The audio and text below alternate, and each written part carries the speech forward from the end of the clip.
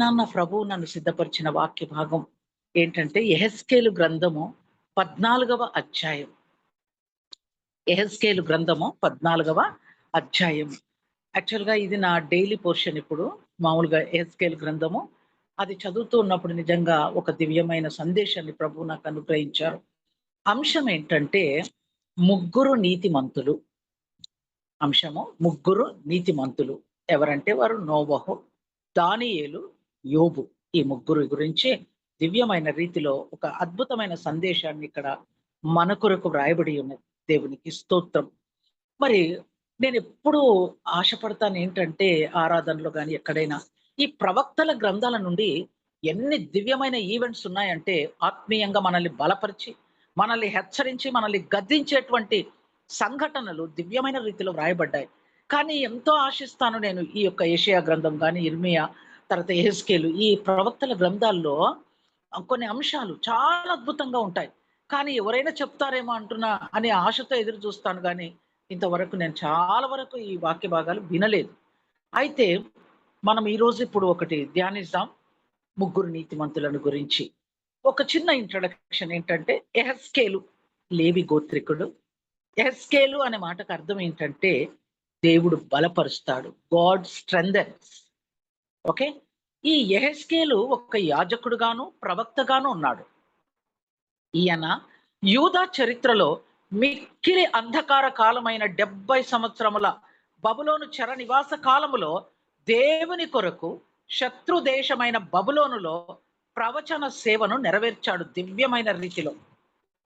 మరి అసలు విషయం ఏంటి అని అంటేను, మనం ఈ ప్రవక్తల గ్రంథాలన్నీ చదువుతూ ఉన్నప్పుడు యెహోవా దేవుని హృదయము తెరిచిన పుస్తకం లాగా ఉంటుంది.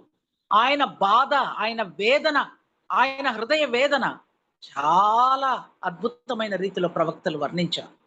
అవునండి. ఇక్కడ ఏంటి విషయం అంటేను, ఇశ్రాయేలీయులు విగ్రహారాధన, జారత్వము, వ్యభిచారము చేసి యెహోవా దేవునికి విరోధముగా జీవించినప్పుడు యెహోవా దేవుడు తన హృదయ వేదనను ప్రవక్తతో చెబుతున్నాడు. ఏమని అంటే, మీ విగ్రహములను విడిచిపెట్టి మీరు చేయు హేయ కృత్యములన్నిటిని మాని మనసు త్రిప్పుకొనుడి. లేని ఎడల యెహోవానగు నేనే స్వయముగా వారికి ప్రత్యుత్తరం ఇచ్చెదను. దివ్యమైన రీతిలో చెప్తున్నారు ప్రభు. వారు నిజంగా ఎంతగా విసిగించారంటే యెహోవా దేవుని మనకు తెలుసు. ఐగుప్తు నుంచి బయలుదేరినది మొదలుకొని ఎంత విపరీతమైన రీతిలో దుర్మార్గంగా ప్రవర్తించారు కదా. అద్భుత కార్యాలను, ఆశ్చర్య కార్యాలను కళ్ళతో చూశారు. ఎంత ఆశ్చర్య కార్యాలంటే సముద్రం 2 పాయలుగా చీలడం ఏంటి, ఆరిన నేల ఏంటి దాని మీద నడిచి రావడం ఏంటి, అదే ఆరిన నేల మీద నడిచిన ఐగుప్తీయులను ఏమయ్యారో మనకు తెలుసు. ఇక ఇంతగా బండను కొడితే మరి నది వలె నీరు ప్రవహించడం ఏంటి? ఎన్నో ఇంకా ఇట్లాంటివి చెప్తూ పోతే మెసేజ్ అంతా ఇదే ఉంటుంది. కానీ కాదు. అలా చేసినప్పుడు కూడా ప్రభు వారిని క్షమిస్తూ వచ్చాడు. ఇక్కడ కూడా ప్రవక్తల గ్రంథాల్లో కూడా విగ్రహారాధన బహు భయంకరమైన రీతిలో ఇశ్రాయేలీయులు చేస్తున్నారు. యెషయా గ్రంథం 2వ అధ్యాయం చివరి వచనంలో మనం గనక చూస్తే, ఆ దినం అంటే యెహోవా దినం వచ్చినప్పుడు మీరు చేసినటువంటి సువర్ణం తర్వాత ప్రశస్తమైన వాటితో చేసినటువంటి విగ్రహాలను ఎలుకలకు, గబ్బిలాలకు ఏసేస్తారండి. ఆ విధంగా ఈ యొక్క విగ్రహాలను గురించి చాలా విషయాలు ప్రవక్తల గ్రంథాల్లో పేర్కొనబడ్డాయి. ఈ విధంగా విగ్రహారాధన వీరు చేస్తూ ఉన్నప్పుడు ప్రభు చెప్తున్నాడు ప్రవక్తతో, మీ విగ్రహాలను విడిచిపెట్టండి. మీరు చేయు హేయ కృత్యములన్నిటిని మాని మనసు త్రిప్పుకొనండి. లేనట్లయితే చూడండి, యెహోవానగు నేనే స్వయముగా వారికి ప్రత్యుత్తరం ఇచ్చేదను. దీన్ని మన జీవితాల్లోకి ఎట్లా అప్లై చేసుకోవాలా? మనమేమన్నా విగ్రహారాధన చేస్తున్నామా? నో. కానీ ప్రియ దేవుని బిడ్డలారా, మరి విగ్రహారాధన చేయలేదు గానీ, మన హృదయంలో అంతకంటే భయంకరమైన విగ్రహాలను నిలుపుకొని ఉన్నాం. ప్రభువుకు వ్యతిరేకంగా జీవిస్తున్నాం. కాదని ఎవరం చెప్పలేం కదా.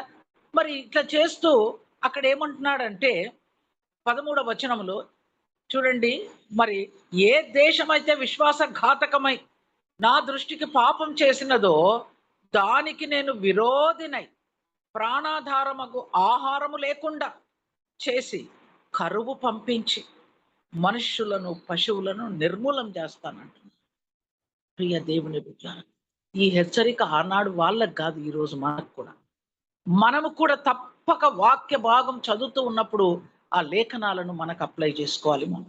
ఎస్, మనం కూడా ప్రభువుకు విరుద్ధముగా ప్రవర్తిస్తున్నాం. లేకపోతే ఎందుకు ఈ సమస్యలండి కదా. మనము అసలు రక్షింపబడిన మనం చెప్పుకుంటున్నాం వీఆర్ బర్న్ అగైన్ క్రిస్టియన్స్ అంటున్నాం. ఏది ఎక్కడుంది మాదిరి? చూపిస్తున్నామా మాదిరి? లేకుండా మనల్లో మనమే తన్నుకు చేస్తున్నాం కదా. మరి అనేకమైన విగ్రహాలు మన హృదయాల్లో ఉన్నాయి. పెట్టుకొని మీరు ప్రార్థన చేస్తే నేను విననంటాడు ప్రభు. మరి మనం కూడా ప్రియ దేవుని బిడ్డలారా, మరి ఎందుకు ఈ పరిస్థితులు మనకి? మన కుటుంబాల్లో కానివ్వండి, సంఘములలో కానివ్వండి, డినామినేషన్స్‌లో కానివ్వండి, సమాజంలో కానివ్వండి, మనం ఒక ప్రత్యేకత కలిగి ఉన్నాం కదా. ఆ ప్రత్యేకతను అన్యులు గుర్తించాలి కదా. అరే వీరు యెహోవా దేవుని సేవించే బిడ్డలు, యేసు ప్రభువును సేవించే బిడ్డలు కాబట్టి అనేది ఎప్పుడైనా గుర్తిస్తున్నారా? లేదు. అలా ఆ రోజు ఇశ్రాయేలీయులు ఏ విధంగా ప్రవర్తించి మరి విగ్రహారాధన చేస్తూ హేయ కృత్యాలు చేస్తూ ఉన్నారో ఈరోజు మనం కూడా అవే చేస్తున్నాం. ఒప్పుకోక తప్పదు కదా. అందుకే అంటున్నాడు, ఏ దేశమైతే, లేకపోతే మనం అప్లై చేసుకోవచ్చు, విశ్వాసఘాతకమైన ఆ దృష్టికి పాపం చేసిందో దానికి నేను విరోధిని అవుతానంట. ప్రాణాధారముగా ఆహారం లేకుండా చేస్తాను, కరువు పంపించి మనుషులను పశువులను నిర్మూలన చేస్తానంట. అయితే ఇప్పుడు ఇంకా ఇంత పాపం చేసినా మనం ఇంత బాగున్నాం ఏంటి? కృపాకాలంలో మనం ఆయన కృప, అధికమైన కృప అనుభవిస్తున్నాం. ఇంత ఘోరమైన పాపులమైనప్పటికీ కూడా మనం వాక్యము తెలిసి రక్షింపబడి ఆయన రక్తంలో కడగబడి ఆ గొప్ప పేరు పెట్టుకొని లోకంలో కొనసాగుతున్నా కూడా క్రియలు మాత్రం అలా లేవు కదా. అందుకే ఇక్కడ ఈ హెచ్చరిక మనకు కూడా ఈరోజు ప్రియ దేవుని బిడ్డలారా, అక్కడ ఇప్పుడు మన వాక్య భాగంలోకి వస్తున్నాం. ఏంటంటే అప్పుడు అంటున్నాడు ప్రభు, నోవహును, దానియేలును, యోబును, ఈ ముగ్గురు అట్టి దేశంలో, ఎట్టి దేశంలో? విశ్వాసఘాతకమే ఆయన దృష్టికి పాపం చేస్తున్న దేశం అన్నమాట. అట్టి దేశంలో ఉండినను వా నా జీవము తోడు అంటున్నాడు, నా జీవము తోడు వారు తమ నీతి చేత తమ్మును మాత్రమే రక్షించుకొందురు. తమ నీతి చేత తమ్మును మాత్రమే రక్షించుకొందురు. కొన్నిసార్లు కొంత అపోహ ఏంటంటే, అంటే సరైన వాక్య పరిజ్ఞానం లేకుండా ఏదో పేరు మాత్రమే క్రైస్తవులం అట్లా ఉన్న వాళ్ళు అనుకుంటారు, మా తాత ముత్తాతలు రక్షింపబడి వారు గొప్ప సేవ చేశారు, మందిరాలు కట్టారు, చాలా భయభక్తి కలిగి అవును, జీవిస్తే ఏంటి నీకు వస్తుందా అది? నో. ఇక్కడ ఏం చెప్తున్నారు? నా జీవము తోడు వారు తమ నీతి చేత తమ్మును మాత్రమే రక్షించుకొందురు. అంతేగాని మా grand parents, great grand parents, మా పేరెంట్స్, మా కుటుంబంలో ఇంతమంది సేవకులు ఉన్నారు, ఇంత సేవ చేశారు, మందిరాలు కట్టారు, సువార్త ప్రకటించారు. No no no. నువ్వేం చేస్తున్నావు? వారు తమ నీతి చేత తమ్మును మాత్రమే. మన నీతి ఎంతవరకు ఉంది? నీతి ఉందా అసలు మనకి? ప్రియ దేవుని బిడ్డలారా, మరి తమ్మును మాత్రమే రక్షించుకుంటారని ఈ మాట చూడండి. మీరు 14వ అధ్యాయం ఒకవేళ బైబిల్ మీ ముందు ఉంటే సరే, లేనట్లయితే తరువాత గుర్తుపెట్టుకోండి. 14వ అధ్యాయము 14వ వచనము, 16వ వచనము, 18వ వచనము, 20 వచనములలో ఈ మాట 4 సార్లు పేర్కొనబడింది. యెహెజ్కేలు గ్రంథం 14. మీకు ఈజీ టు రిమెంబర్ ఏంటంటే 14th చాప్టర్, 14, 16, 18, 28 అంటే వరుసగా ఈవెన్ నంబర్స్ ఉన్నాయి. ఆ నంబర్స్ చూడండి మీరు. ఎంత అద్భుతమైన రీతిలో 4 సార్లు, ఒక్కసారి కాదు, 2 సార్లు కాదు, 4 సార్లు ప్రభు పేర్కొంటున్నాడు. ఈ ముగ్గురుండినను, ఈ ముగ్గురుండినను, ఈ ముగ్గురుండినను. వాళ్ళు మాత్రమే రక్షించుకుంటారు కానీ మీరు రక్షింపబడరు. ప్రియ దేవుని బిడ్డలారా రండి. అదే 21వ వచనం చూద్దాం. 14వ అధ్యాయంలోనే 21వ వచనం చూస్తే, మనుష్యులను పశువులను నిర్మూలము చేయవలనని నేను ఖడ్గము చేతను, క్షామము చేతను, దుష్ట మృగముల చేతను, తెగులు చేతను. ఎన్నొచ్చాయండి? 4 విధముల తీర్పు. 4 విధముల తీర్పు తీర్చిన ఎడల అట్టివారు అంటే ఎవరంటే నోవహు, దానియేలు, యోబు ఉండినను వారు దానిని రక్షింపలేరు. ఎంత తేటగా వాక్యం. అందుకే అంటారండి, తేనె కంటే, జుంటి తేనె ధారల కంటే ఆ మాధుర్యాన్ని నేను అనుభవిస్తున్నాను నా అర్లీ మార్నింగ్ డివోషన్ టైం, నా క్వైట్ టైం. ఎంత అద్భుతంగా ఉంటుందంటే ఒక్కొక్క వచనం ధ్యానించాలంటే కొన్ని రోజులు పడుతుంది.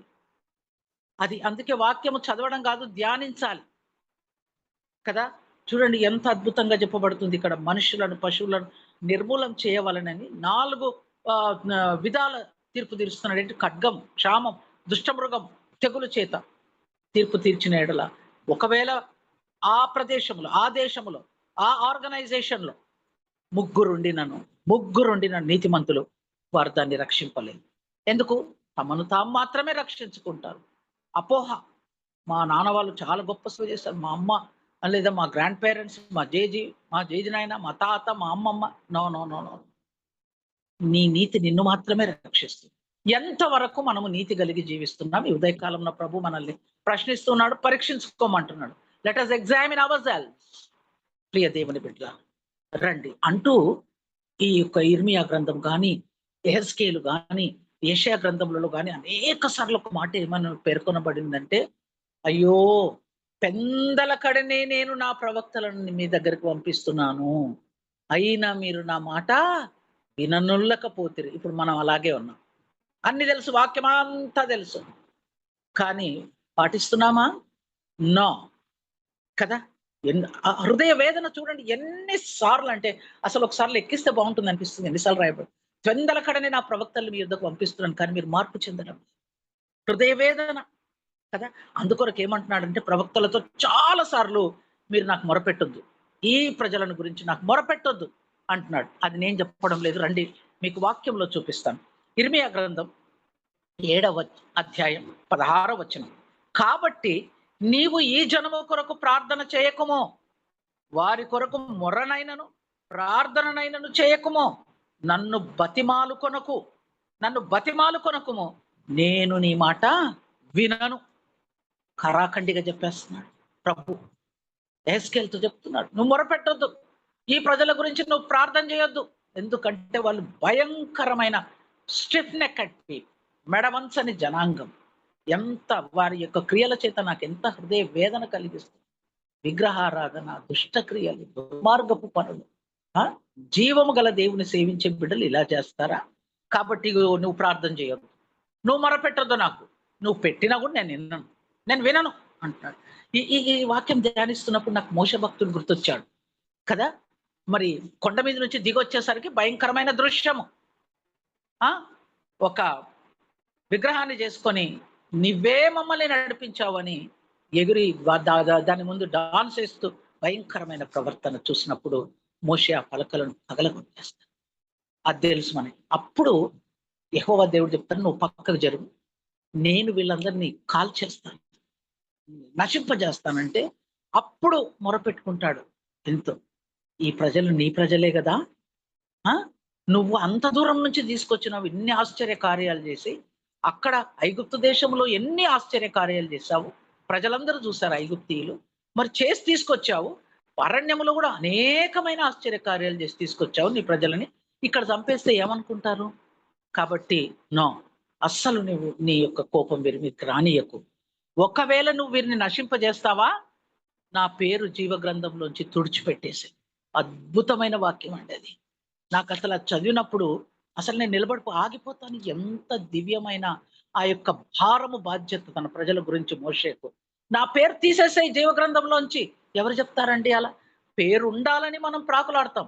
జీవ గ్రంథంలో నా పేరు ఉండాలి, నా పేరు అన్న దినము నా యొక్క క్వైట్ టైంలో నేను ఈ ప్రార్థన నేను చేస్తాను. ప్రభా, నన్ను నీ స్వారూప్యంలోకి మార్చు, నా పేరు నీ జీవ గ్రంథంలో ఉండాలి అనేది నా ఆశ.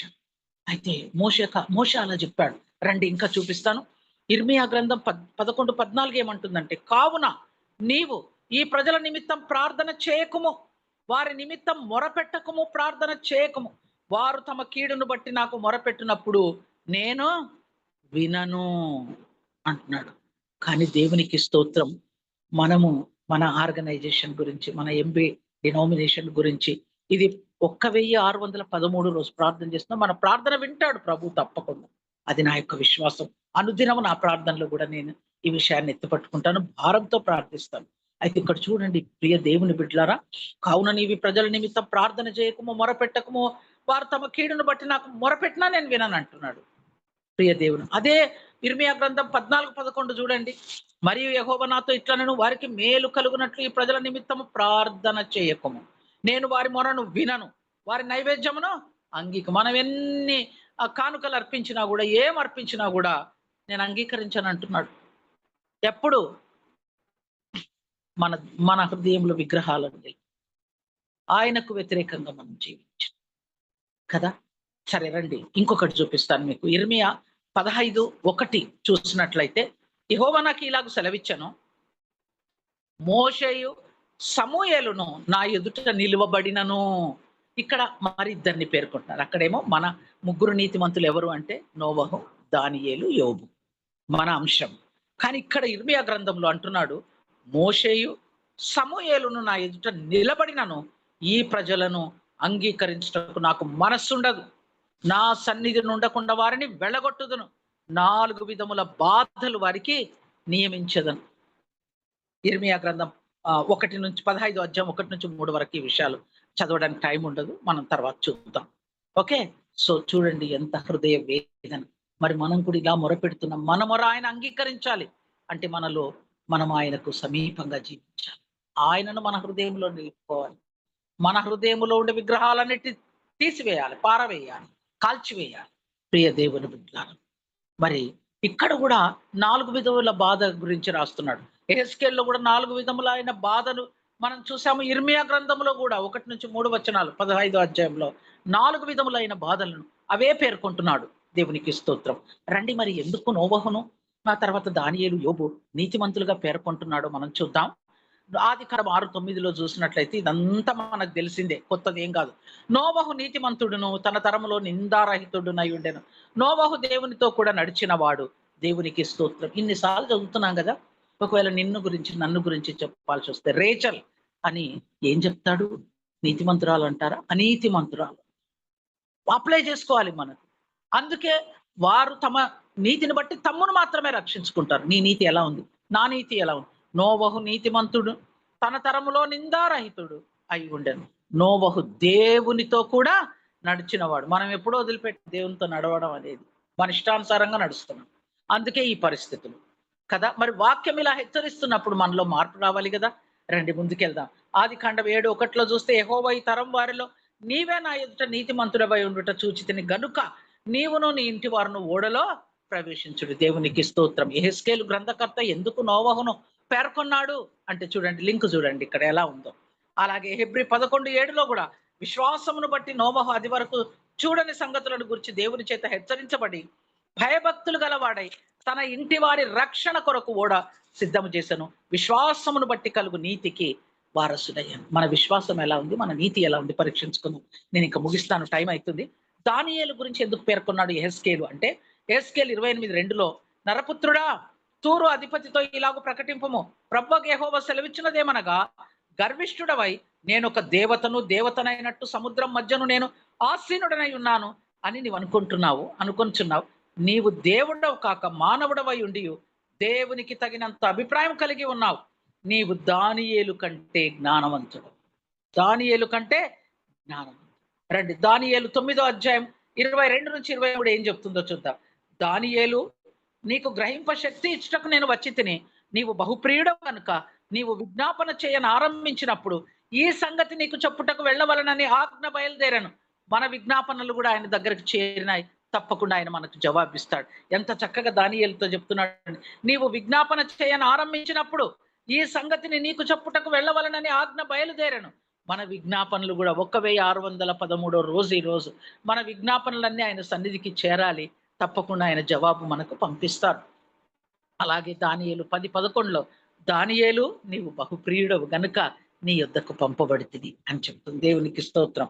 యోబును గురించి ఎందుకు అన్నాడంటే 1:1లో చూస్తే ఒక దివ్యమైన ఒక సాక్ష్యము యెహోవా దేవుడు యోబును గురించి ఇచ్చిన సాక్ష్యం మనకందరికీ తెలుసు.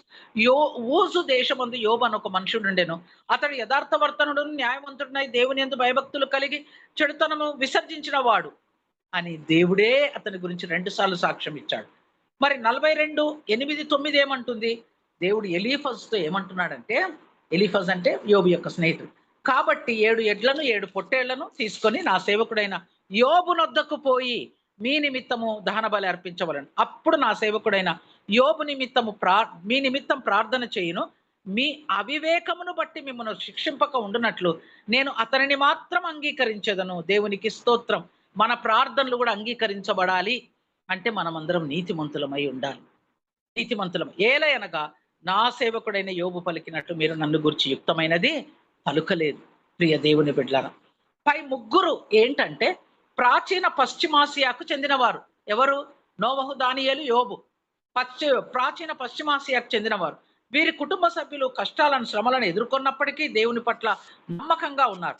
అత్యంత భక్తిపరులైన వీరు కూడా యెహోవా ఉగ్రత నుండి దేశాన్ని కాపాడలేకపోయారు. అంటే ఏంటి?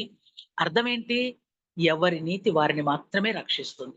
అదే మనం 18వ అధ్యాయంలో యెహెజ్కేలులో చూస్తే తండ్రుల ద్రాక్ష కాయలు తింటే పిల్లల పళ్ళు పులిసెనని మీరు చెప్తున్నారే సామెత. ఇక ముందు ఇశ్రాయేలులో ఈ సామెత చెప్పబడదు.